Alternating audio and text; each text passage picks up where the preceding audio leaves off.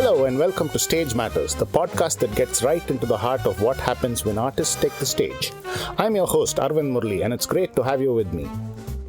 On this podcast, we are cutting through the noise to understand the true essence of what makes a performance soar, what challenges performers face, and how they consistently deliver those transcendent moments. I'll be chatting with amazing artists and performers, from seasoned veterans to rising stars, to hear their stories directly. We'll discuss the highs, the lows, the techniques, and the mindset that defines their approach to performance. If you ever wondered what it truly feels like to command a stage or what goes into those breathtaking artistic moments, you're in the right place. Let's pull back the curtain and dive into Stage Matters. My guest today is a leading sound engineer from Chennai and my very good friend, Sean Bout. Hi, Sean. Welcome to Stage Matters. Thank you for taking the time out and talking to me. Thank you. It's good to be here, Arvind. So this is a first for me because I've been talking to musicians and theatre artists, but first time a sound engineer, a front of house sound engineer. Okay. This is, I think, very important, and lots of people will gain some wisdom from this talk. This is the first time that somebody is interviewing me as a sound engineer. Thank you. So take me back to your beginnings. How did you get into sound? Okay. So, we have to start off, I guess in school, actually. In school, in 11th standard, I was part of the band.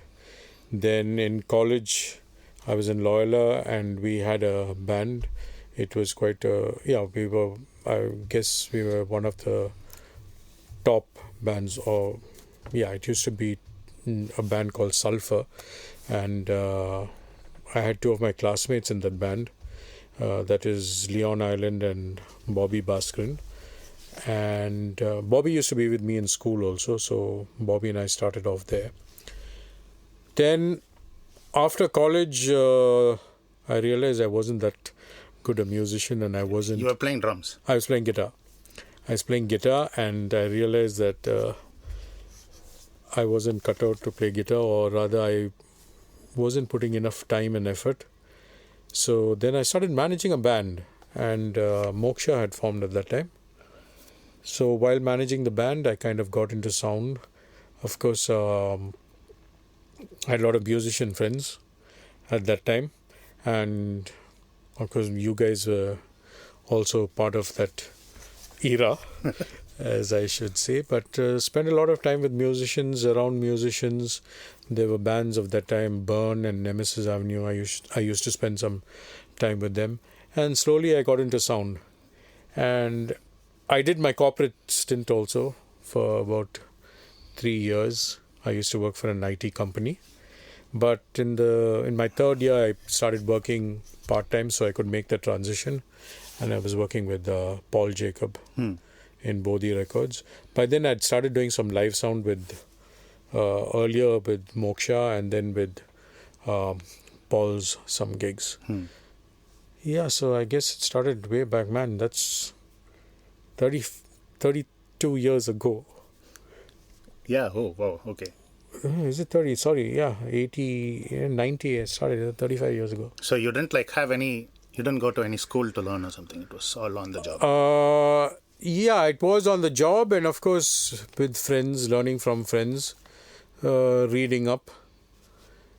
Yeah, that was how it went off. Yeah. So on this podcast, we talk about live performance and all the things surrounding it. Okay. So what, in your experience, so many years of being front of house for so many big bands, how has your understanding of performance evolved? What it was now and what is it now? What it was before and what it is now? So I've started off from a very Western background in terms of English rock music. And I adapted, and I knew at some point in time I'm not going to be able to live off English rock music. At least back in the 90s and early 2000s, that's how it was. It used to be. And,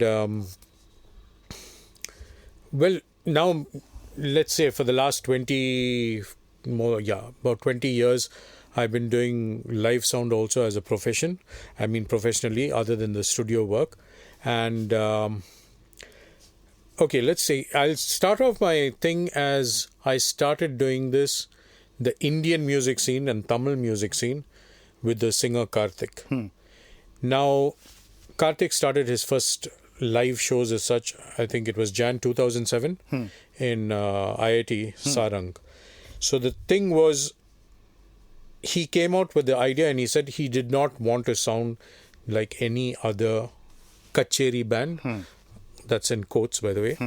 And since he was doing Tamil music, he didn't want to sound like the other regular bands or groups that are doing, troops that are doing Tamil songs. He wanted it to have a new sound. So he had actually got musicians from other backgrounds. I mean, not from a filmy Indian background. There was Bennett. He used to play with a rock band called Dreadlocks. Then I remember Rudy David who used to be with Thermal and Quarter. He played bass. I can't remember the other musicians at that time.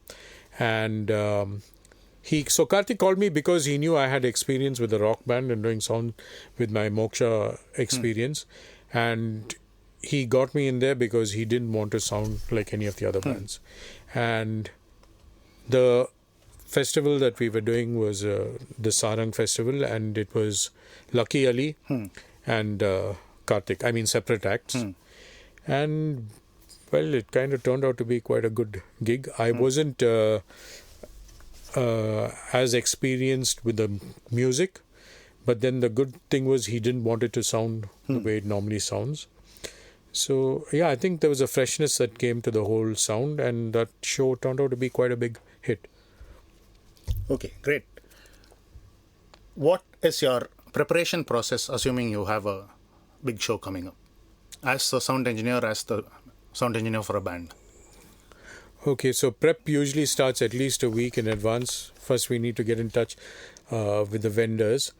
So, fortunately for me, I mean, I've been blessed to have some of the top artists who I work with. So, we kind of get the tech that we want. We also, depending on who the artist is, we also get to choose the vendors. Which is a big blessing. So once the vendor is finalized, I'm in touch with the vendor. We're in touch with whoever's supplying the backline. I make sure we're getting all the equipment that the musicians are comfortable with. Then the next is I need to know what console I'm getting. And once I know which console is coming, there's a show file that needs to be prepped.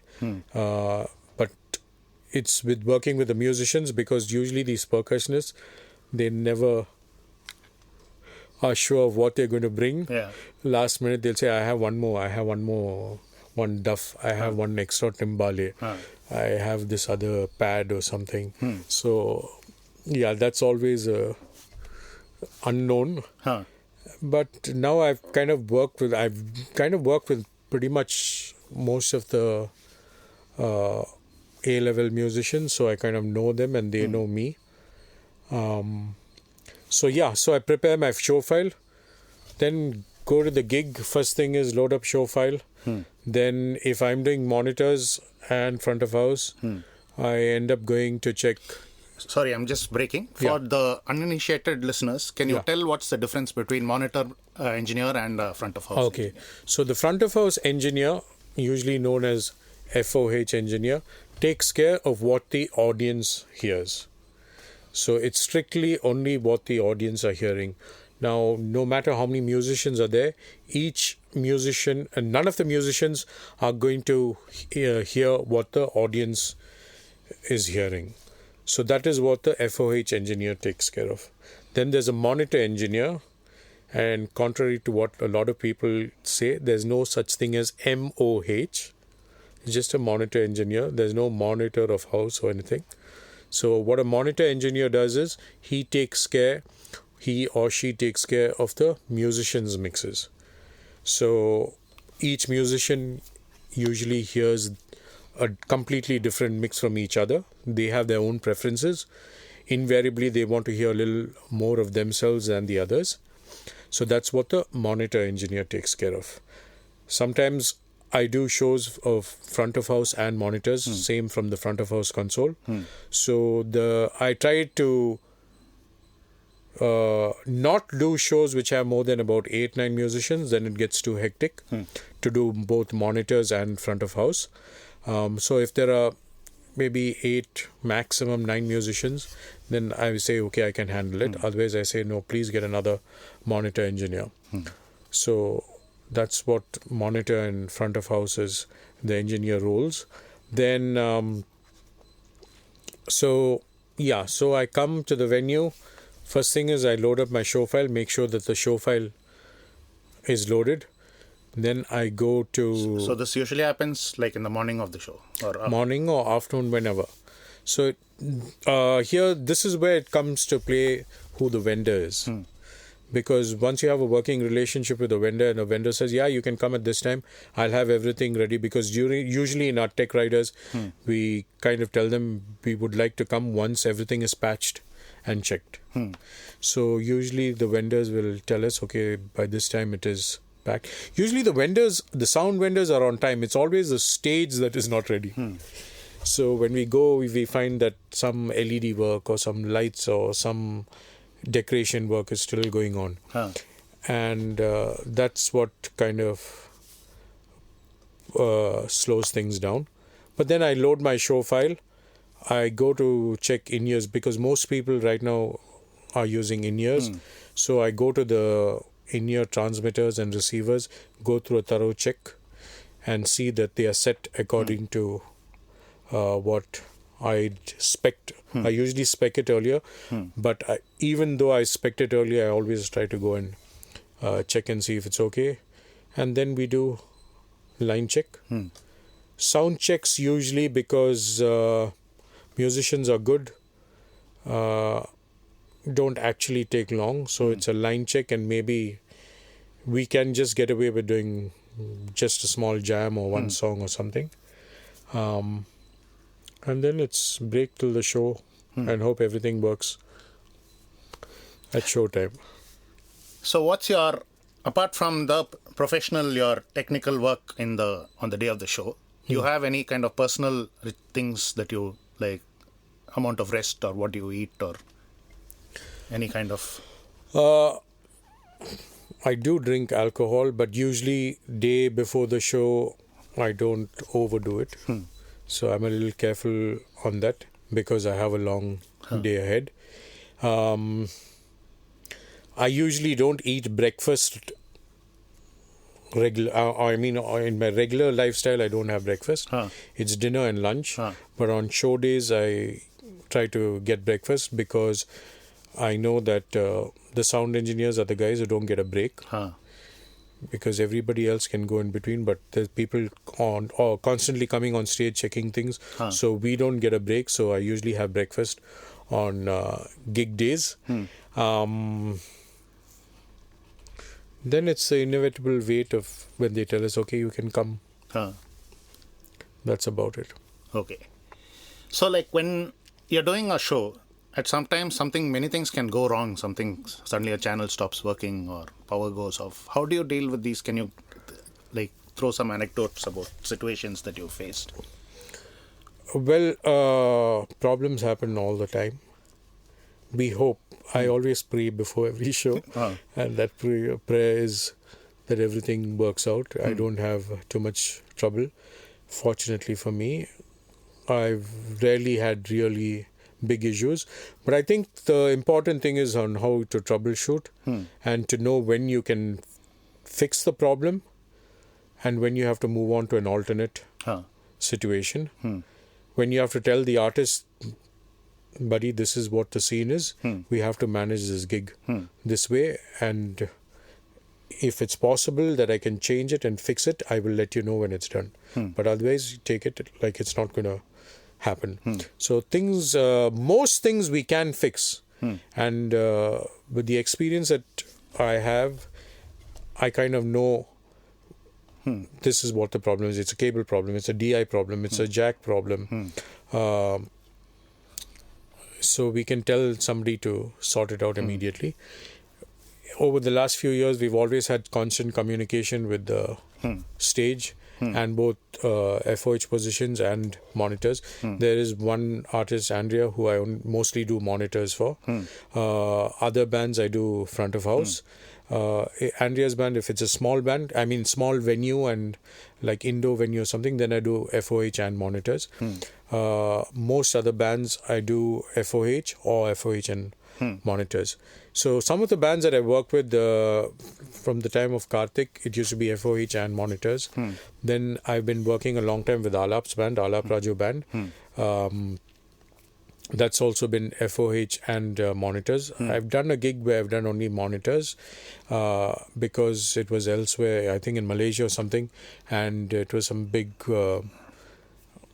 fat Indian wedding there, and they wanted their engineer to take care of the front of house, so I did monitors for that.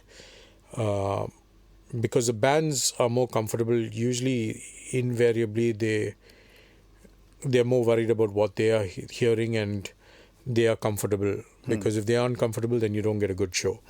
So then with Makka, that's Rahul, Nambiar, Ranjit and Alap, I do monitor. It's a small band. It's only a 6-piece band. So I do both monitors and front of house. Then there's Sean Roldan. Sean Roldan and Friends, which is his indie music, I do front of house and monitors. Because that's just a 4-piece band. Then there's another act of his which is Sean Roldan Live, which is his film music. In that I usually do only front of house. We have a separate monitor engineer. And as I said, Andrea mostly monitors. But if it's a small venue and it's in Chennai or whatever, I was doing front of house and monitors. So things can go wrong. And quicker we troubleshoot, the better. I said there's communication always between stage and the mix position. We usually have a small speaker. And nowadays, something that I don't approve or like actually is every musician has one talkback microphone. Yeah. And I somehow don't dig that because it creates a lot of confusion. So basically that is regarding to do with practice or lack of practice, but that's another can of worms. But when I'm doing FOH, I will have a speaker and I will keep a separate mic on stage, which if anybody needs to communicate with me, they will go to that mic, and I usually don't take any of the other talkbacks because I can't be distracted by that and take away from what the audience is hearing. Okay. So you've done shows all over the world. Okay. Many places in the world. So how different is your experience of working in other places as opposed to in India? Oh, India is great. In spite of all our third world country labels, in India we have some of the really good equipment. We are stocked up, as in our vendors are capable of providing the top of the line in equipment. So that way India is great. We usually have problems when we go out of the country. But saying that, this problem doesn't apply to Singapore and Malaysia because they're also quite well stocked up, and the Tamil or the Indian diaspora is really huge there. But when we go to the West, America, I've been to America, UK, I've been to places that I never thought in my life I would go to, like Bosnia and Herzegovina, Kyrgyzstan. These are places that I never thought I'll ever be there, visit. Now, these kind of places, most of these shows are run by Indian promoters, and labor there is usually quite expensive. Everything is expensive there. So they have this kind of mindset, Indian band, they'll manage with what is available. And so, we usually end up having a bit of a tug of war trying to get equipment. We do compromise. I mean, we make a lot of compromises. But Yeah. We usually don't get... They say they have this, why don't you manage with this? If it's manageable, we will manage.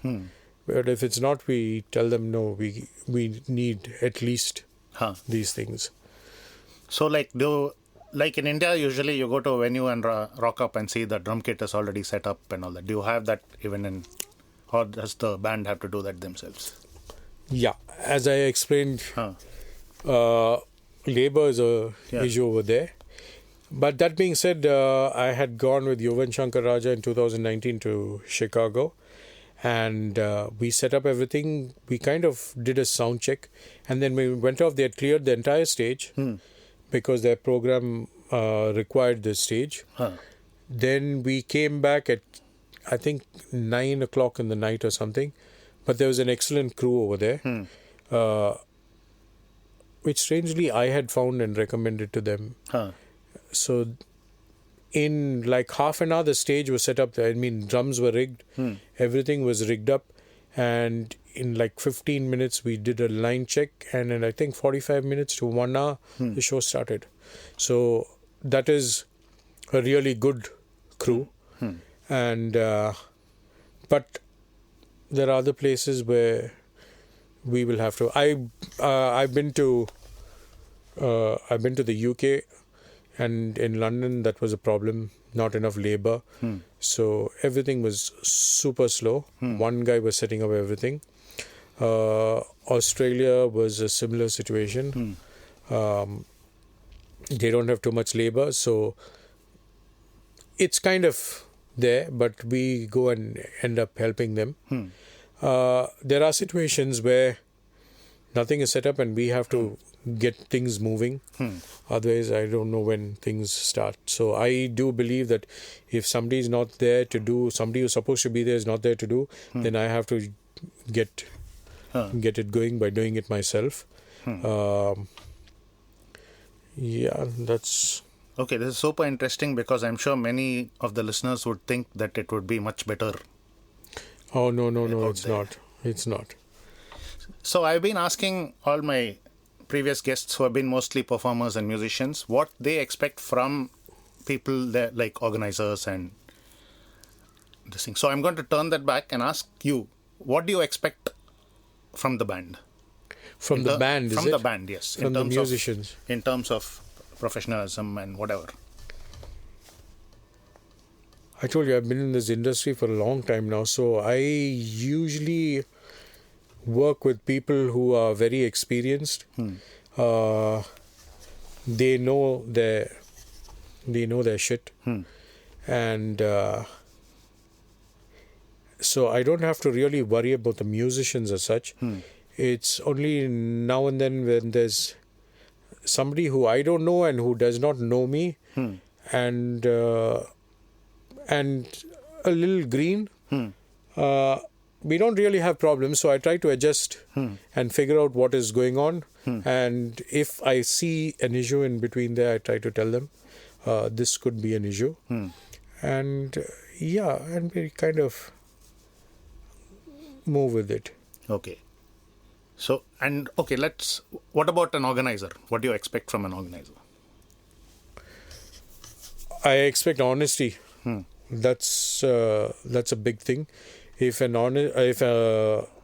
organizer or a vendor says they're going to give me this, I expect those things. If you cannot give me those things that I've asked for and you have provided alternatives, I expect to see those alternatives. I can work with those alternatives. But you want prior communication? Yes. I just need honesty. I'm sorry, we don't have this. This is all we can give you. Can you manage with this? Okay, I will manage with this. But then I don't like to go to a venue and find out that they said they're going to give this and they're giving something else. So, yeah, that is one thing from an organizer or from a vendor. So there's a saying that a sound engineer can't be late. It's kind of true because usually when the sound engineer goes, there's always something happening still in terms of setup. And but if the organizers give us a time, we would like some form of the program to run, the schedule to run, some form of the program running according to schedule.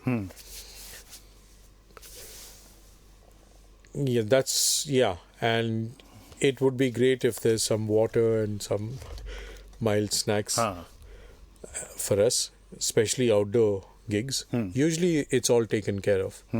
So that's pretty much transparency and honesty. Okay. I talked to performers about improvisation on the show. How much does improvisation play a role in your work?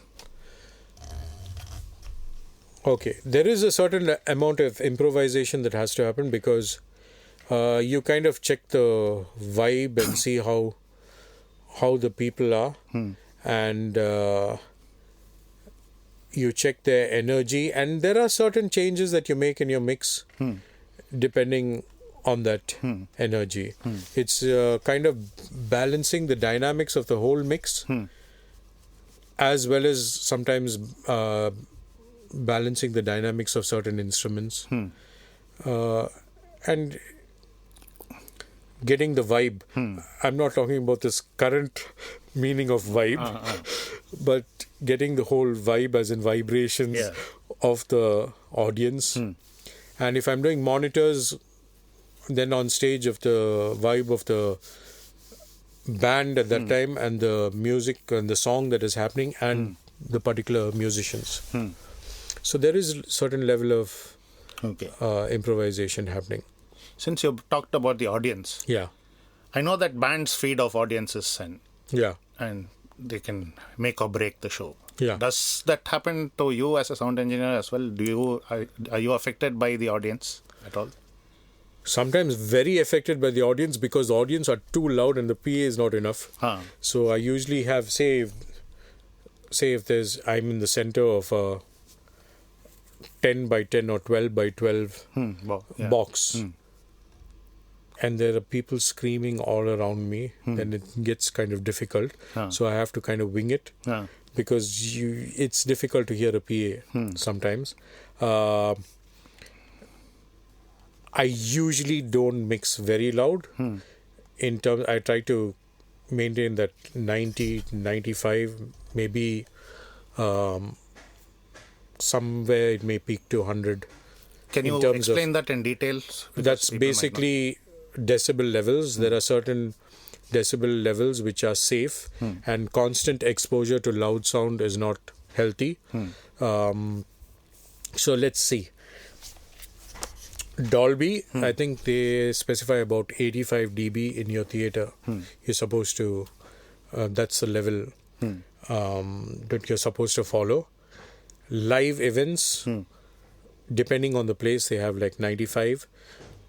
Maybe you can peak, that's a momentary peak, can go up to 100. That means not too long. But overall, your average level shouldn't exceed 90 to 95, because that's a safe listening level. I try to maintain that. So audiences can get much louder. In those situations, sometimes I have to drive to slightly unhealthy levels, but I don't keep it at that for too long. Okay. Is it like kind of the norm in India, like to mix very loud? Yes, it used to be, but now I think we have.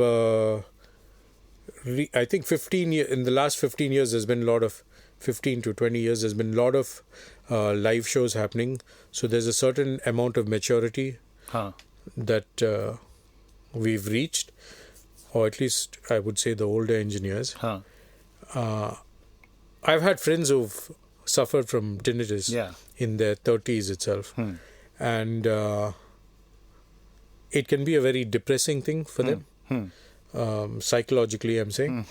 And I don't want people to go through that. And I've been through like 3-4 days of tinnitus, and it's not a pleasing thing. And so I think, but there are still a lot of people who, there are quite a few young engineers who think it needs to constantly be loud. Okay. Yeah, I don't do that. So when you have tinnitus, you have a constant ringing sound. Yeah, so tinnitus is you'll hear a high frequency sound constantly in your ears. So I went for an Extreme show, the English rock band Extreme show in Malaysia. And the show started off, it was loud, I had earplugs. But then like 2 songs down, I said, oh man, I can't be listening to them. With earplugs. With earplugs, this is extreme. And so I took off my earplugs. And I was like right in front. Okay. It was really loud. Okay. And then I remember for the next 3-4 days or something, I had tinnitus. And then I said, I'm not going to listen to any show that is too loud without my earplugs. So do you take any other specific steps to protect your hearing since you're doing this like... I do not listen to very loud music. Even when I'm working in the studio, we don't listen to very loud music. My mum used to have some hearing issues. So I'm very careful, extra careful about what goes into my ear, including sound, liquids. Yeah, so I don't, when I'm listening to headphones or also, if I have to listen to something loud, it's for a very short period of time. Just to check out something.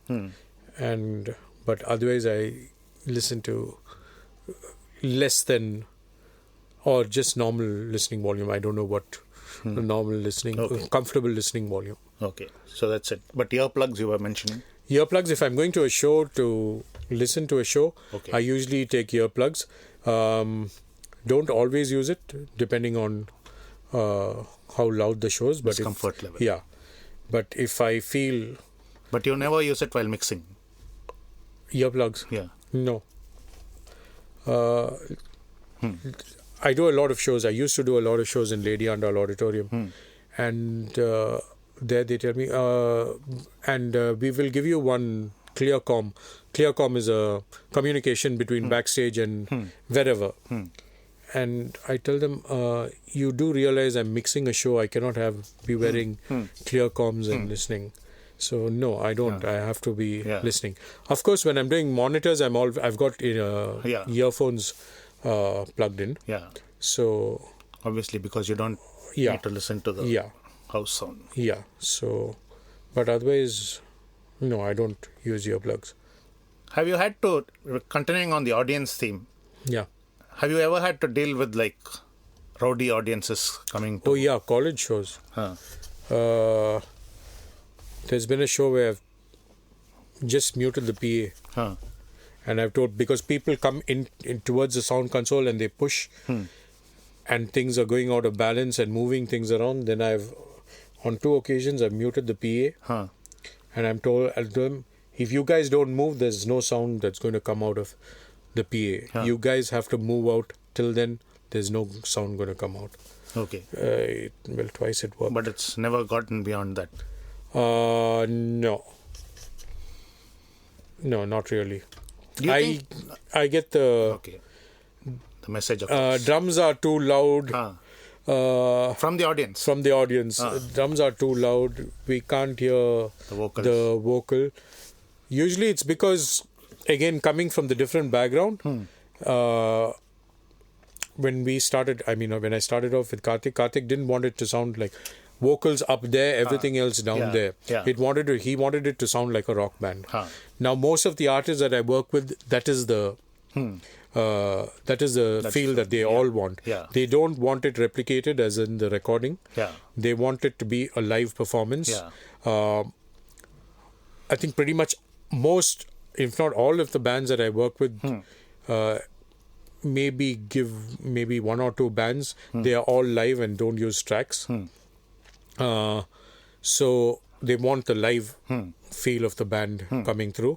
So, but then there are a lot of people in the audience who come expecting to hear it as the record was made, and then they think, oh, the voice has to be up there and everything else has to be down there. So do you think audiences have a responsibility and a role to play? It's my responsibility to make the audience have a good time and enjoy their show. Audience's responsibility is enjoy the show, don't beat up the place. That's about it. They've come to have a good time, have a good time. That's it. Don't come and tell the engineer, do this. There will always be somebody who doesn't like anything that anybody does. Somebody will have a problem with something. Yeah. You can be the best person on earth. Somebody will have a problem because you're the best person on earth. So you cannot satisfy everybody. You have to take the larger audience into perspective, their mindset, and make sure that everybody is having a good time. At least 90% of them are having a good time. Musicians are the biggest critics. You know that. Any show, musicians, we musicians, if I consider myself a musician, we go to a show, we are the ones to criticize the sound and the drum sound, the guitar sound, everything. We are the ones who are... That's one thing I try not to do. I try never to interfere with the engineer. Unless it's something like really drastic and I realize that the engineer does not know what he... This is you as an audience you're talking. When I go as an audience. If there's something that I know this is really not happening and I've given 3-4 songs for the engineer to fix and he doesn't fix, then I would go and I would suggest. But otherwise, I don't interfere with the engineer. And when people come and tell me, hey man, this is not... I say, you please go and talk to the engineer or don't talk to the engineer. That's his prerogative on how he's doing it. Since you brought up the topic of backing tracks, what's your opinion on using backing tracks or doing +1 or even using a click track? I'm okay with click track because right now a lot of... It's not just the whole music thing. People are not coming just to hear music. They're coming to witness a show experience. So there's a lot of lighting and there's graphics that's going on. So I'm okay with the idea of a click track. I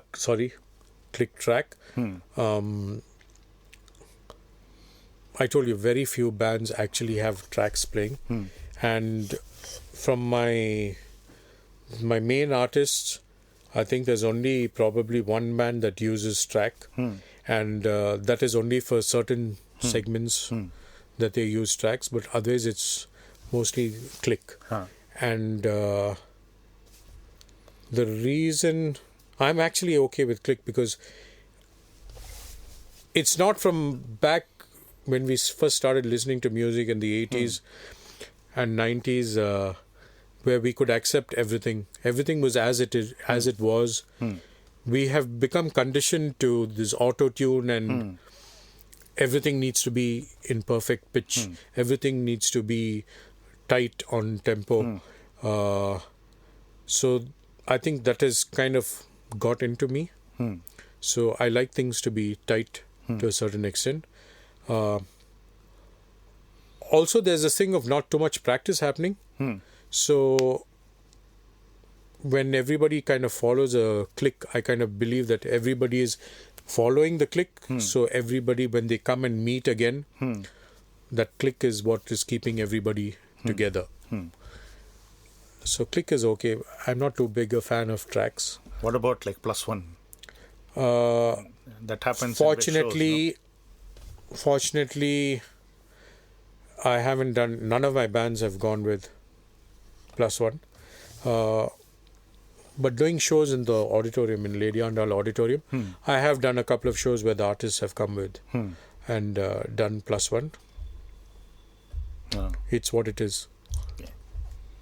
So what is the most challenging aspect of your job and what is an aspect you don't particularly like? I do like to be prepared, as I told you. So when I come for a gig and I find out something new and something it's like we have 5 singers, okay. Then I remember one big artist show I was doing in Malaysia, and on the day of the sound check, I think after sound check or something, they came and said there will be a 25-piece choir coming in. I said, what? Yeah, there's a 25-piece, it's a local choir, some sponsorship, this thing, that thing. They have to be part of it. I said, in sound check? No, there's no sound check for them. They will come tomorrow and before the show, and they will check.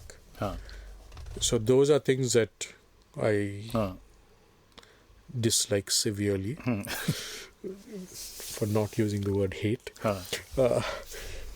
Yeah, those kind of things. I just like to know. I just like to be in the know and prepared for things. I don't like things to be like suddenly thrown on. Yeah. Okay, let's talk about very important thing, money. We know that this profession is uncertain, and even for performers, for sound engineers, it's difficult to make like good money. Yeah. So can you talk about your experience with money over this thing? How have you navigated it? What advice would you have for future people getting into it as to how to manage and navigate this whole uncertain environment? Yes. So I think I'm considered now as a senior engineer. So I have a rate. I know that there will always be somebody who will do it for lesser. And I know that there are budget constraints. There's very little loyalty in the industry, which I'm okay with it. But I have to say that I'm fortunate that I've been working with some artists for a really long time, which is a blessing, I think. When you start off, money is not great. But then now I know that people who are starting off, who charge or tell me that they charge almost as much as I charge. And so I really don't know where that is going. Some of the artists, they don't take into consideration the experience that we have. And I have come across fresh engineers or somebody just thrown in to do a job and who have messed up things. And I've heard them complain about the equipment after that, not trying to kind of get over the situation, which is all okay. I think it's part of the learning process. But if you're in it to make money, I think you should do an MBA. Yeah. Because I was just thinking recently, you do a corporate job, you get promotions, and you move up. Yeah. Yeah, and salaries increase. Yeah. In this, no. It's a very slow growth. Growth is very slow. And unless you have a regular band which is performing regularly, you don't have a regular stream of income. I'm fortunate I have studio to a studio work also happening. And yeah, it's not you're not in it for the money. It's not for the faint-hearted. It is not. Absolutely not. And especially if you're in love with a girl and you're going to get married and you're going to do this, oh man, good luck. Yeah. We all know that. Is it like a stressful job at times? Physically and mentally? Physically, yes. There have been times when we're doing gigs, I mean, at least set up and, it can get very hot and then you feel it. My last gig with one of my big artists was very stressful because one of the monitor console did not work. And I had to just tell them that this is what it is. There's no in-ears. You're going to hear the front of house. You're not going to hear your own mix. So you'll have to manage. And then while the show started, then slowly I was coordinating with the front of house engineer, and slowly he started creating mixes for a few of the artists on stage. So that was a very stressful situation. But sometimes the solution to a problem is accepting there's no solution. So the sooner you... I believe every problem has a solution. It's only a matter of how much time it takes to find that solution. So in a situation like this, I knew there was no solution. I had to accept that there's no solution, and we had to move on. So I had to tell the artist, this is it. It's not going to work. The console's not working. Guys, I'm sorry, but you have to deal with the situation. It is like this. It can be very stressful. And that's extreme when the entire console was not working. But there are other situations where something is not working. And what does not help is when the musician on stage also gets stressed about it and starts throwing a tantrum. Then it doesn't help anybody. If I know that there's a problem and I tell the musician this is it, and then if he doesn't accept that this is the situation and he's kind of trying to throw attitude and a tantrum, then it becomes a bigger problem. But kind of most musicians, as I told you, I work with kind of senior musicians, so they've all been there, done that, and they know, okay, this is the problem, and I'm telling them this is the problem. They're okay to accept that, okay, we need to move on to the next step and just carry on with how it is. So do you do you work out, meditate, something like that to deal with like the pressures of the job? I barely work out. Meditate, no. I usually just say a prayer before. I am quite Christian that way. And I know there's somebody taking control, and when I can't take control, I leave it up to him to take control over the situation. Great. You do both studio work as well as live work. Yeah. What are the differences? What do you like and dislike about each? Studio work is so much more at ease because everything is under control.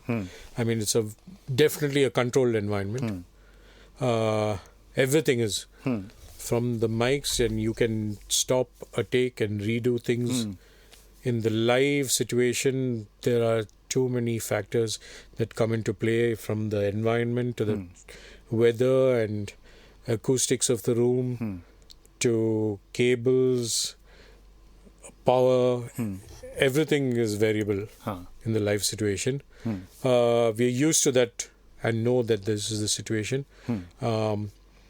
Invariably, when there is an issue, we kind of, with the experience, we kind of know, this is what the problem is or could be, and we kind of know how to deal with it immediately. And do you have a preference? In terms of? What do you like doing, studio or live? I like live because you're done with the show. Studio work is, it keeps on dragging, and we both know advertising work, how it is. We need it by 3 p.m. It has to go for telecast at 3 p.m. But next day is also available. Next day is also available. It's only stress. It's only to kind of stress us out. But we know how it is. We try to, in terms of studio, we try to meet deadlines. Most often we do meet deadlines. But then we know after that it will come back again. In a live situation, this is it. Show has to start, show has to end. So we are in this world today which is like fully digital. Everyone is into 15-second reels. We have AI coming and taking over jobs like composing sometimes. Yeah. What do you think is going to be the value of human live performance going forward in the future?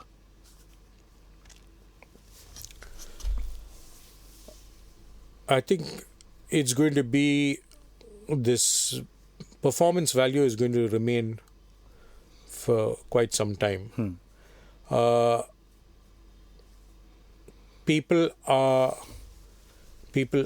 self-absorbed with their digital devices, but still, until they are like fully into this virtual reality scene, there will be live performances. I'm talking about virtual reality scene when your eyes are shut in some glasses and you don't even know what's happening around you. Till that happens, there will be live performances because people will still need. There's nothing. I mean, I've heard about the ABBA show that's happening right now. In UK, and from, I mean, some of my musicians and my artists went and saw the show, and he's a very technologically, savvy guy. And he says that he could not believe that those were holograms. Okay. It was holograms of the 4 ABBA members, and it was a performance like that.